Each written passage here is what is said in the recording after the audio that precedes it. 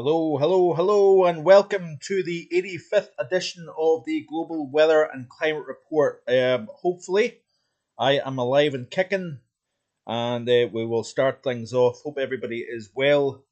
The skies have now actually clouded over slightly, but it was a glorious spring afternoon in here in the north of the British Isles. I think there is a mixture of cloud and sunshine depending on whereabouts you are. So I'm going to try and see if what's going on here. Just bear with me a wee second, everybody.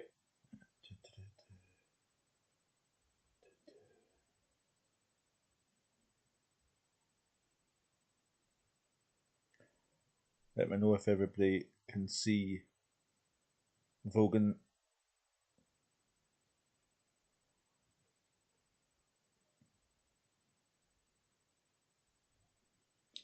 Appears to be live.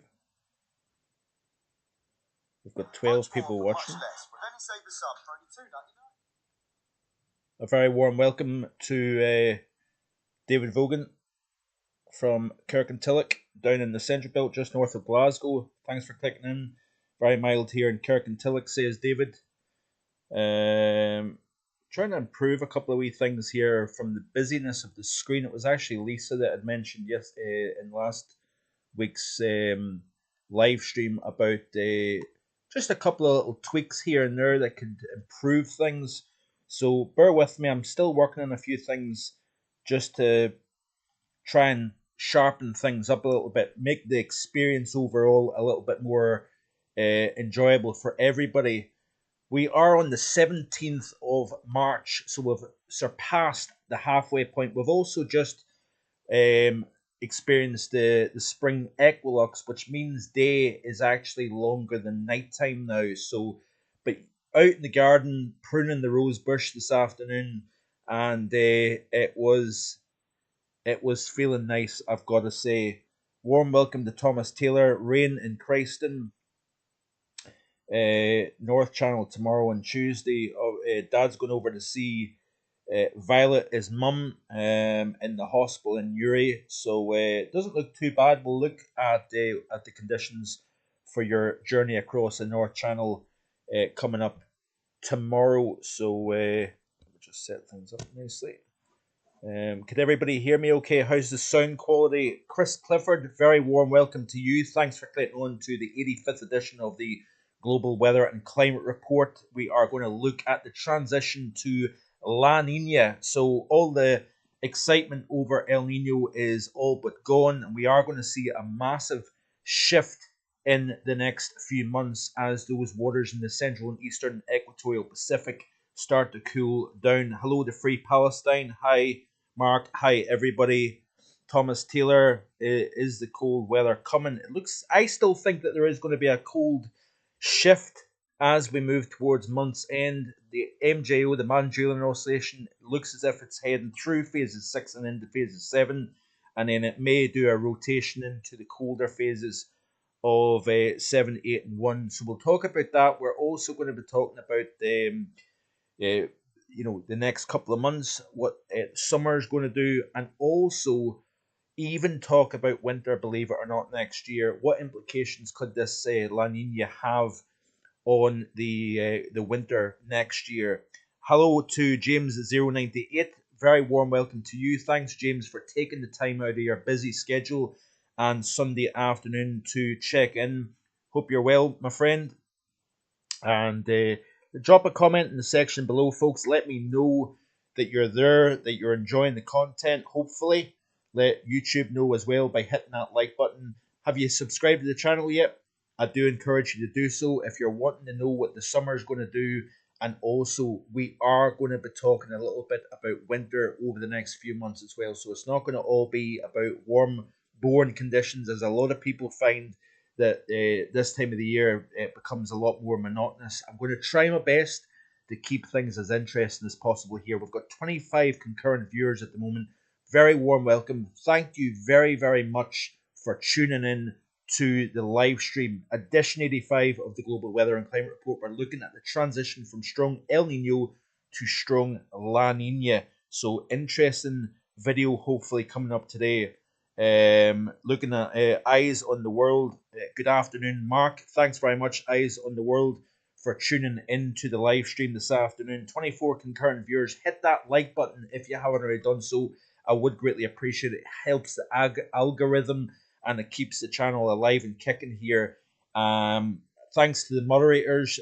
Lindsay is on at the moment, so a great appreciation to the good lady for taking the time out of her afternoon to moderate and keep an eye on everybody, make sure everybody's behaving in the live chat and whatnot. Hello from Mum, also in Kirkintilloch. Hello, Mum. Hope you're having a good day. Hope you're feeling good as well. I know you had a chest infection in recent times, so I hope you're starting to get back to relative normality once again. Hello to Jack Lowe. Good afternoon, Mark. Hope you're well. Nice sunny afternoon in Warwickshire, down in beautiful Warwickshire. You're certainly in a beautiful part of the world, Jack. Hello to Paul Farwell.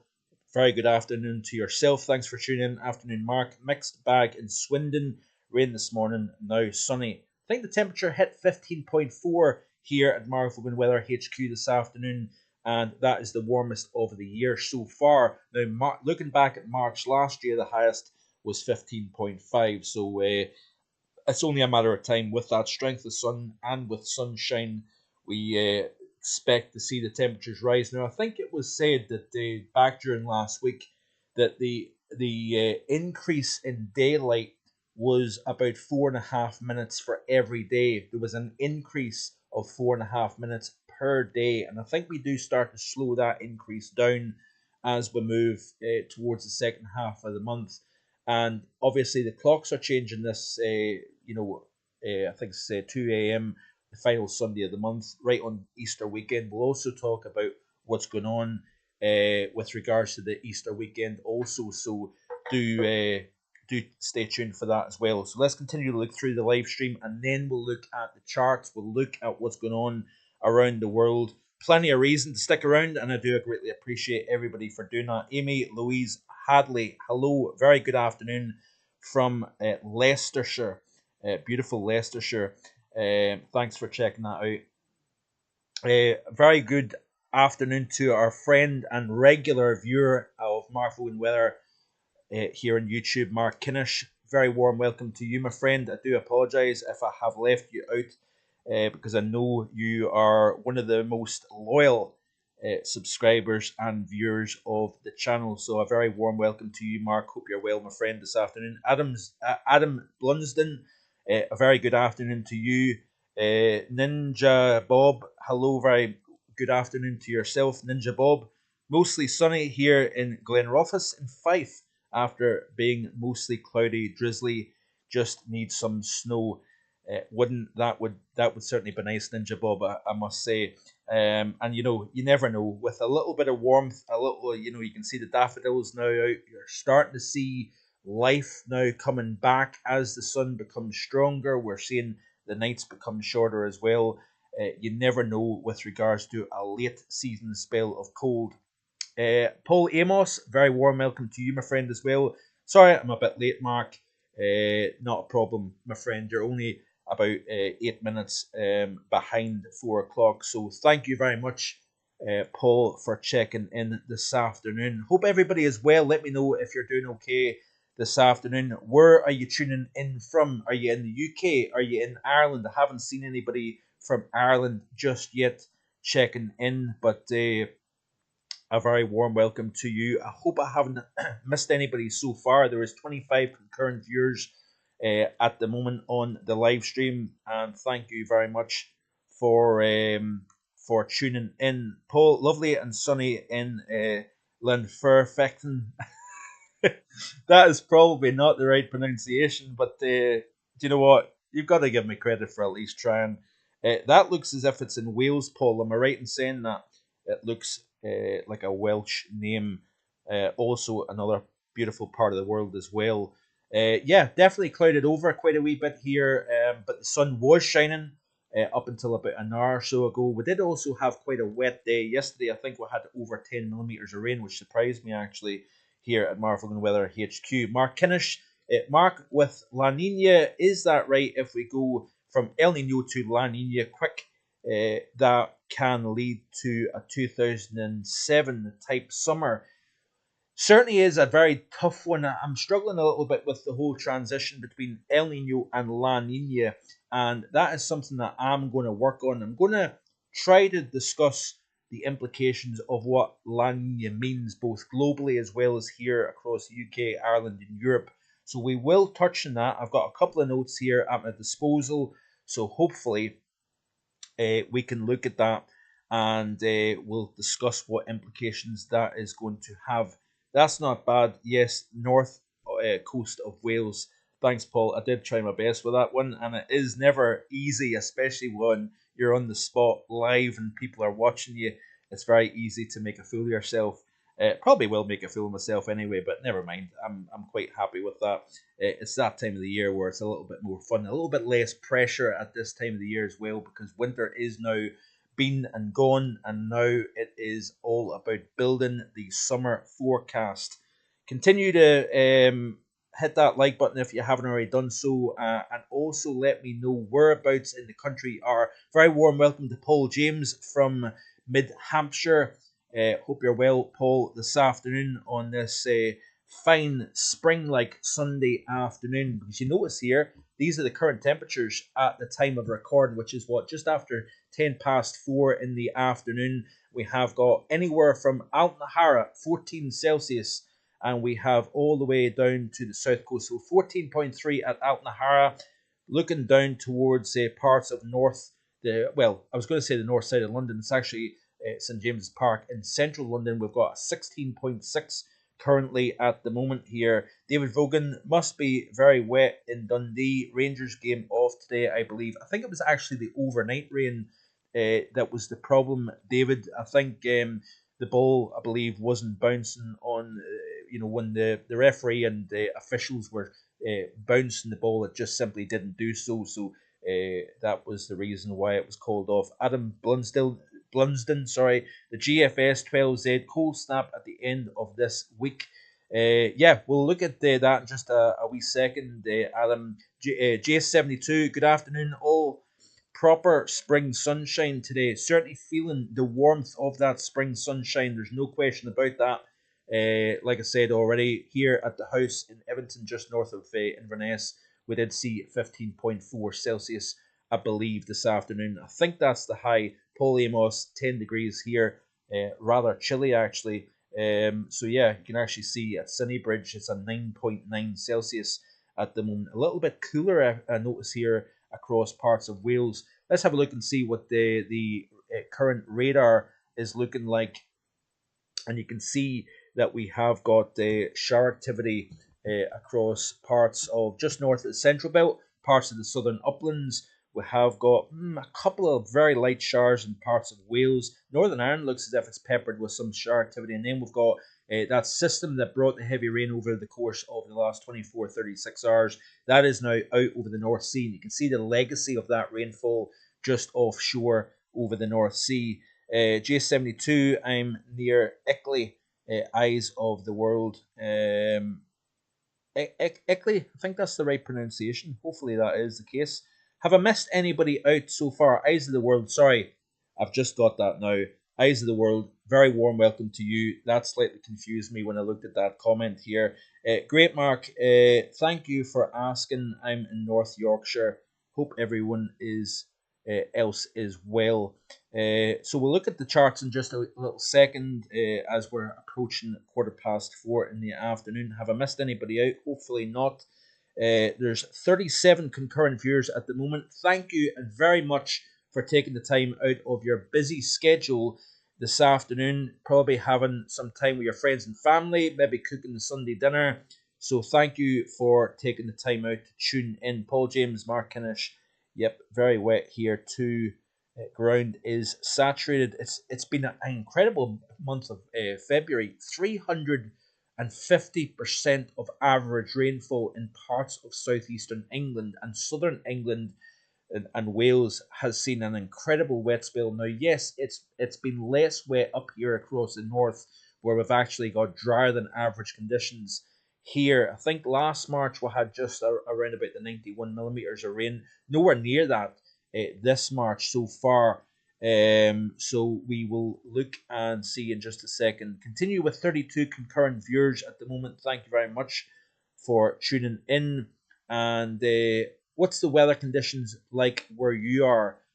What kind of summer we're going to see, what kind of winter we're going to see next year. We are going to be looking at here on Marfogan Weather on YouTube in the coming weeks and months to come. So I'm going to try and do as much as I can. Hi, Mark. Checking in on a very sunny afternoon in Birmingham. Very warm welcome to you from Birmingham, Free Palestine. I greatly appreciate your support. Busy part of the world, for sure. Nice part of the world as well, I must say. Used to travel around the Midlands of England when I worked with the previous company out 5 days of the week, and yeah, that is now a distant memory because I'm only driving up and down the A9 every night. A bit monotonous, a bit boring, a bit dark, especially in the winter time where you don't see an awful lot of daylight or sunshine. However, it is getting to the time of the year now where I'm going to start to see more sunshine, which will certainly be appreciated, especially for the old mental health as well. Getting a little bit of UV and a little bit of daylight once again. So it always does everybody that bit of good, I think, when you start getting a little bit of increased daylight and a little bit of warmth in that sun. I wonder how warm that sun is going to get in the next few months. Are we going to see another 40 Celsius, for example, or are we going to see another July or August like we did last summer where it was a bit of a washout, wasn't it? That's really when we really kicked things off with the wet conditions where we had the very dry late spring, early summer. As I said last week, warmest June on record for the UK, very dry conditions as well. And then the pattern, it was like flicking a switch and we started to see this persistent wet pattern. And that has been the case right the way through. We've had, give or take, a few. I think January was relatively drier compared to what was seen back in December and also back in the month of February. But overall, we've had a very persistent wet pattern and warmer than average as well. Very good afternoon to Mr. Gavin Partridge down at the Tars. Warm welcome. Thank you very much, Gavin, for tuning in this afternoon. I do appreciate that, my friend, and your support. If you haven't already done so, be sure to subscribe to Gavin's channel. I'm sure the majority of people have. We've got 39 concurrent viewers, by the way, at the moment, so I'm well impressed by the amount of people that are tuning in. But yeah, like I said, Gavin's doing a great job. He's just released, I believe, his third summer 2024 update, so do check that out. Some tremendous work being put in by Richard Trott, by Shrine Bruin, and others as well as obviously as well as Gavin. So greatly appreciate his contribution to the weather community and overall. So let's get right to it. I think I've spent enough time waffling on. Very warm welcome to Chris Clifford. Thanks for tuning in, my friend. Hope you're well this afternoon on what has kind of clouded over now this Sunday afternoon. Let's have a look and see what the visible satellite image is looking like. So this is the current visible satellite from space. So that's the zoomed out version. You can see an area of low pressure not that far to the west of the UK and Ireland. There's the legacy of all the wet weather that was seen during latter Friday and through yesterday. Very, very overcast skies, heavy rainfall over the North Sea. We do have some sunshine to speak about. Parts of Wales, England. You notice here that we have got some cloudy air conditions. Northern Ireland is seeing some fairly heavy showers, and we're seeing a bit of a northwesterly airflow, I think, around the backside of that low. But in the sunshine, in light winds, we are seeing the atmosphere respond. We are seeing that warm heat of the sunshine. So it certainly is a massive bonus after what has been a rather long and dreary old winter indeed. So this is the current temperatures here at Marfogan Weather HQ, and you can see it's actually at 13.8 Celsius, coming down from a high of, I believe, 15.4 earlier on this afternoon when the sun was shining. This is the current month-to-date temperatures overlooking Europe, so you can see that we are now starting to go warmer than average across the continent here. Only Iberia is really the only part of Europe that is running slightly below average, which is quite interesting. Let's have a look and see at the equatorial view. So this is looking across the planet. And there is the continuation of this warm trend that we've been seeing ongoing for month after month. We've got a cool northern Australia versus a very warm south. Most of Africa is warmer than average. Most of Europe is warmer than average. Right the way across Eurasia, so anywhere from the North Sea all the way to the Pacific, we've got pretty much warmer than average conditions. This is the month to date, so this is the first 17 days of the month. You can see here the majority of North America, with exceptions of the western US. Parts of British Columbia and Saskatchewan is cooler than average, but most of Canada is very warm compared to average. Central and eastern North America is very warm compared to average. Look at Alaska, that's quite interesting. Colder than average here. And look at Greenland, warmer than average. That is obviously speaking about what would against the average. So we know that Greenland isn't warm, but it's warmer than what it would typically be. Now, the other areas that are below average across the planet at the moment is Pakistan, Iran, Turkmenistan, Uzbekistan. All the stands running slightly below average, as you can see here. Southern Kazakhstan is below average. Mongolia is below average. Western China is below average versus a warmer than average east, although with exceptions of the area stretching between Shanghai down to Hong Kong, we've got a ribbon of slightly below average conditions here.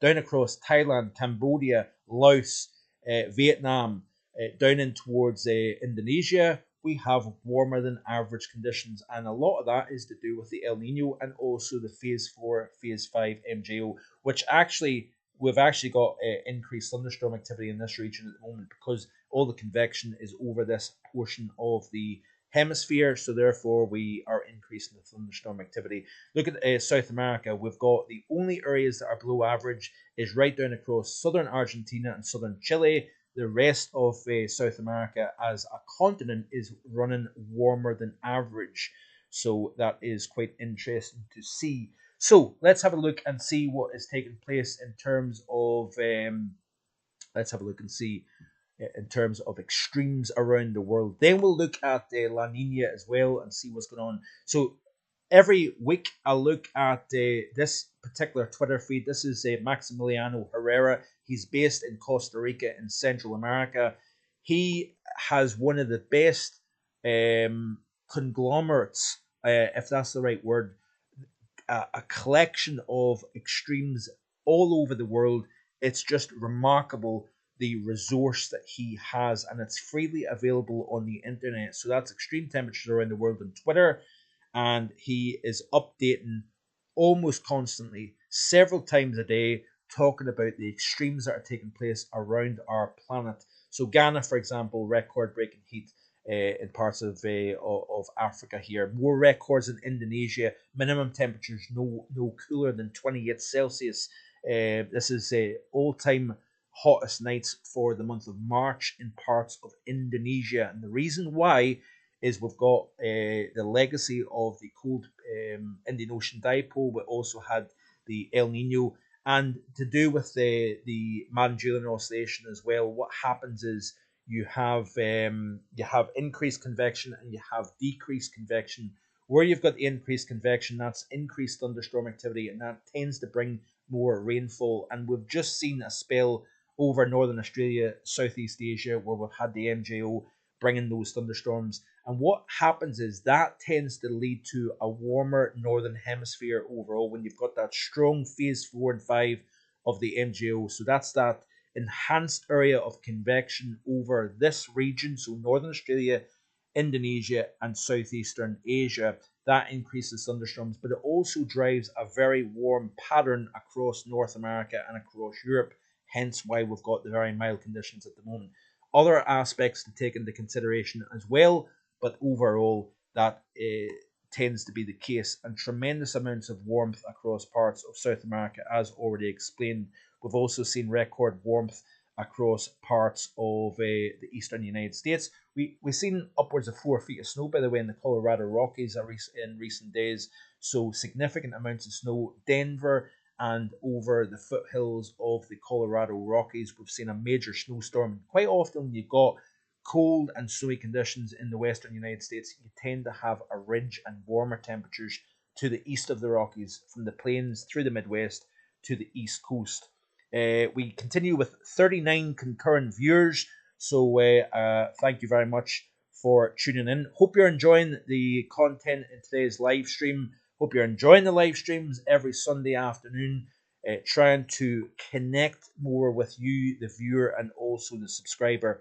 Have you subscribed to the channel so far? If you haven't already done so and you're enjoying the content, be sure to subscribe. Lots of exciting things to come in the days and weeks and months ahead here on Marv Ogun Weather on YouTube.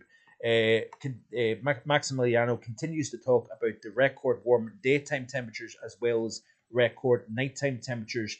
Northwestern Africa, by the way, seen, I think, Agadir on the coastal strip of Morocco, seen temperatures into the mid 30s. So very, very hot conditions for this time of the year in parts of Morocco. I think the Canaries also seeing temperatures into the 30s. That is not overly unusual for this time of the year, especially when you've got a developing La Nina. You've got an increased wind within the easterlies. So basically, that La Nina kicks into place because the easterly winds become stronger within the tropics, forcing cooler waters from below the surface to start rising to the surface. And we'll look at that in a little bit more detail in just a second. But what happens when you've got an increased strength in the trade winds or the easterlies? That is usually what happens to develop a La Nina, which is the opposite of El Nino. You tend to also find that there's more Kalima winds, which means you've got those strong easterly winds blowing off an increasingly hot Sahara Desert. You're increasing the strength of the subtropical ridge. Therefore, you're building the heat over that vast expanse of surface that is the Sahara Desert. All the heat builds over those sands, builds the heat, and if you've got a strong easterly wind, you tend to blow hotter off the Sahara over through the Canary Islands, and you get hotter than average conditions. So La Ninas, if I'm right in saying, can tend to lead to more easterly winds, Kalima winds, hot, dry, dustier. Also can increase the Saharan dust across the Atlantic, which has detrimental impacts, by the way, on the Atlantic hurricane season, especially during the early part of the season. But certainly some very interesting things going on here. Matthew Orchard, when is it going to rain next? Laugh out loud. Paul James, Matthew Orchard, blah blah blah. So yeah, I'm just trying to see the live chat to see if there's anything new. Can't see anything. Historic, back to the extremes around the world at the moment here. Hottest night on record in Bangkok, 29 Celsius for an overnight minimum. Factor in the humidity, by the way. Wow, that is hot. Now, I had the privilege or the misfortune of choosing to go to Bangkok back in July 2019, and it certainly is an incredible place. Both Bangkok, went down to Phuket, down in southern Thailand as well, and I've never sweated as much in my life. Now, my wife and I did also go to Bali a couple of years ago, and it too was very, very sticky as well. Have you ever visited the tropics? Let me know in the comment section below if you've ever visited somewhere that is like a steam bath. If you've visited Vietnam, have you visited Texas in the middle of the summer when it almost feels more like Saigon in that region of the world? Are you a lover of heat? Do you like summer? Are you dreading the concept of 30-degree days coming back in at nighttime temperatures struggling to get below 20 Celsius? We are getting close to that, my friends. Winter is gone, but I would not be surprised if we see a little cold spell late this month through the month of April before we finally kick things off in terms of later spring and the summer months here. So this is an interesting tweet here by Maximiliano. Historic warmth this winter in the Canaries with a virtually, I think he's saying non-existent winter, and for the first time, no snow at all at the Izana Observatory below the top of Mount Teedy. Data goes back to 1916. So that's obviously the highest elevation anywhere within the Canaries. No snow during the course of the winter season down in the Canaries, which is quite interesting for sure. Trying to find out if there's anything else before we look at the details with regards to La Nina. What impacts does La Nina have on the global pattern here? So let's have a look quickly through the live chat to see if there's anything else.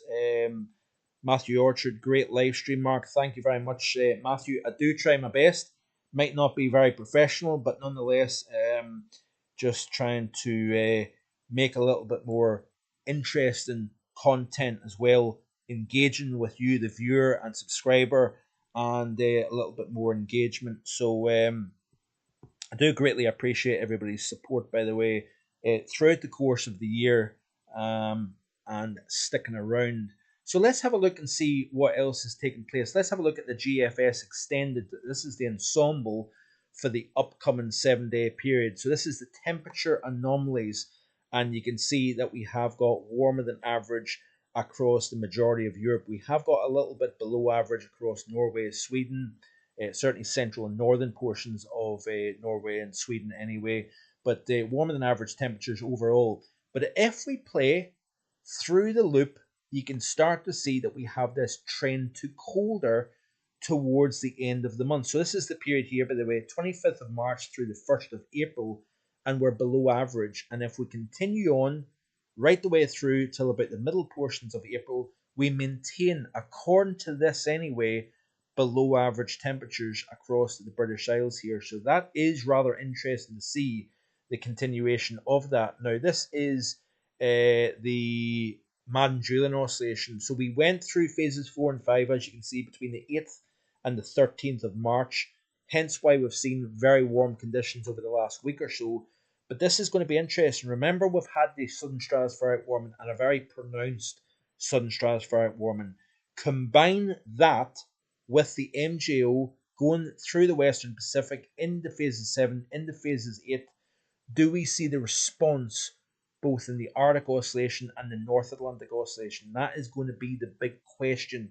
This is the latest Arctic Oscillation here, by the way, and you can see what the model is indicating off the GFS ensemble. So we're actually below the neutral line. So we've got that negative Arctic Oscillation at the moment. Notice here we go to neutral and then go into negative territory, which is interesting to see here. It'll be interesting to see whether we do get a colder than average into March, beginning of April, or do we see much of the same where that warmer theme continues? This is the North Atlantic Oscillation, and you can see here that we're average. It's expected to go into positive territory, so that's a positive NAO pattern, which would not coincide necessarily with below average temperatures. So that's quite interesting to see. Gavin Partridge says, I've always had a feeling we might turn colder in April. Yeah, you know, Gavin, I would be curious to know what your thoughts are on this.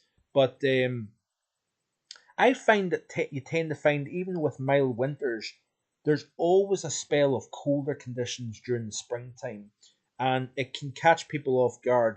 It's easy to start bringing out your tender plants or things that can be vulnerable to cold conditions. But quite often, I find that you get a wee surge of spring, some warmth.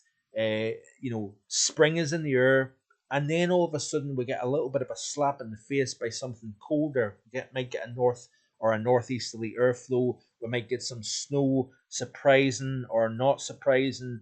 But yeah, I always think that there's always been a hint, at least, that we would see something colder before we eventually break out of real, winter conditions overall. That's my thoughts anyway. I would be curious to know other people's thoughts, but that would be quite interesting to know your thoughts with that. So I definitely think we've got something, possibly colder towards the end of March, and whether it lingers through a good part of April or it's a short-lived cold spell, that remains to be seen, obviously. So let's have a look and see what impacts La Nina can have on the global picture. So if I can try and bring this chart up, it looks as if it's not going to play ball, unfortunately, with me. But I'm wanting to try and bring up the influence that La Nina can have on the atmosphere around the planet. And then I'll talk about what impacts that may have later down the road. So La Nina transition, when is the atmosphere going to start responding? This is the problem that we'll have. We may have a strong developing La Nina, but it might not necessarily respond to the atmosphere and the pattern globally for some time. We may see a strong La Nina by the time we reach July and August. The implications of that is likely to have impact near to that La Nina itself. So, in other words, the tropics, the subtropics. But remember, we are quite a distance away from the equatorial Pacific Ocean. So, the impacts that may have may be delayed. And that was something that we talked about during the winter season back last winter, that the influence of El Nino didn't actually truly kick in until midwinter onwards, and we had the very warm sea surface temperatures central and eastern equatorial Pacific during the autumn season and through the early winter, but we didn't see the atmosphere respond until mid and late winter. So that is going to be the big question. When is the influence of that La Nina going to take place? And I'm conscious of the fact that the time is just after 25 to 5 and people want to get on with their Sunday dinner and on with the rest of their day off. Perhaps you're on a day off. So, like I've already said, really appreciate everybody's support, tuning in, taking the time out of their busy schedules to find out what's going on, in the world of Marfogan weather on YouTube here. So I'm trying to see the impacts that we may see. It looks as if it's just the El Nino, unfortunately. But I've got a few notes here with regards to what influence it may have. Less shear within the tropics. In fact, let's pull up the sea surface temperatures anomalies here. So this is the current CDAS sea surface temperature anomalies. This is based on the 1981 to 2010 climatology. So this is the current anomalies, and you can start to see that we have some areas of cooling taking place within the equatorial Pacific. Let's see if we can blow this up a little bit, just to make it a little bit clearer for you to see. There we go. That's better, isn't it? So we've got the cold PDO signal here. So we've got that horseshoe of below average temperatures within the northeastern Pacific. We've got this ribbon of warm waters extending from Japan across the north. We've got warmer than average central and western portions of the Indian Ocean. Now this is interesting, by the way. Notice here that the water temperatures are starting to cool over the eastern Indian Ocean. Are we going to see a negative IOD once again? So that's the Indian Ocean dipole. That'll be interesting to see whether we can start to see that taking place. But if we can start to see warming taking place within this region, you would expect to see enhanced convection over this region of the world. When you cool the eastern Pacific, you warm the west, and therefore you tend to find that we focus the energy and upward motion over Australia. So the impacts that La Nina tends to have in Australia and Indonesia is increased rainfall and cooler than average temperatures. So that's the impacts that La Nina has in this part of the world. What impacts does it have on the United States? Drier than average, warmer than average, especially during the summertime and especially across the southern United States. You tend to have that subtropical high between the East Pacific and the Bermuda high over in the Western Atlantic. That tends to be somewhat stronger and tends to lead to drought across the southern United States and therefore hotter than average temperatures. This is for the summertime, obviously, I'm talking about. Look at the Atlantic Basin. We've got the warmest conditions compared to average tropics and subtropics with reduced shear, likely driven by that La Nina developing. When you reduce wind shear, you have a greater chance of seeing cyclogenesis. In other words, the development of tropical systems over the equatorial Atlantic basin. You tend to find that there's a drop off in the West Pacific typhoon activity, which the vast majority of tropical cyclone activity anywhere on the planet, the majority of that is over the Western Pacific basin. It's the largest and warmest ocean basin anywhere on the planet. But the Atlantic, when you've got La Nina and you've got warm temperatures, in the subtropical and tropical Atlantic versus what goes on over the North Atlantic, you tend to find an increase in tropical activity. In other words, an enhanced Atlantic hurricane season. And I've already said on the channel I'm going to try and deliver a 2024 Atlantic Basin hurricane season. I've not done that in recent years, but I'm going to try and do that. We've got 35 current viewers at the moment. Thank you very much for tuning in. So this is the current sea surface temperatures around the planet at the moment. And what impacts are we going to see in terms of sea surface temperature as we progress through the next few months? We'll have a look and see what the CFSV2 is looking at here. And I'm going to try and round up somewhat in a little second because I'm conscious of time. I don't want to run too far on with this because you do start to kind of waffle on more than what you need to do. That's when you start getting people losing interest, I think, as well. So if I can try and get to the global picture here, and we'll look at what the sea surface temperature profile is looking like for the CFSV2. So this is rainfall, by the way. This is quite interesting to look at. So this is the month of April, and you can see here we've actually got wetter than average conditions extending from the subtropics up into the UK here. We've got drier than average conditions across the north and northwest. But that indicates a block during the month of April here. So we could see during April a wet pattern actually for the majority of the UK, especially England, Wales, possibly Ireland, drier than average, possibly across more northern areas of the British Isles here. So this is rainfall, and you can see that we've got dry conditions across the eastern portion of the tropical Pacific and the South Pacific. We've got wet than average conditions more towards the western portion of the Pacific Ocean here.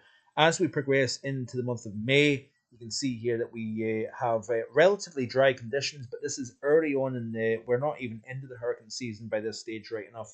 And then as we continue to play through, this is for June, and what you would be expecting if the model is sniffing out a more active tropical Atlantic in terms of tropical activity, you tend to find more greens here representing enhanced rainfall.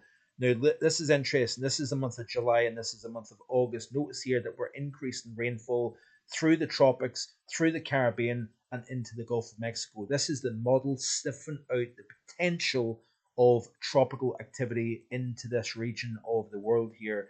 And you can see the drier than average conditions across the United States. So therefore, you would expect warmer than average temperatures. Not always, but I would expect to see a fairly hot summer this year across particularly the central United States. So the Central Plains, for example, there's that potential implications of the La Nina starting to show up. We're starting to dry things out over the central, across the majority of the tropical Pacific, if you notice here, and we're focusing the enhanced rainfall and convection over parts of Australia, but mainly up through Indonesia and southeastern Asia. We've also got the monsoon kicking off. We've also got wet than average conditions across southern and northern India into the Tibet Plateau. We've also got enhanced convection through Africa. We're probably going to see quite a robust African easterly jet. So therefore, those waves moving across tropical Africa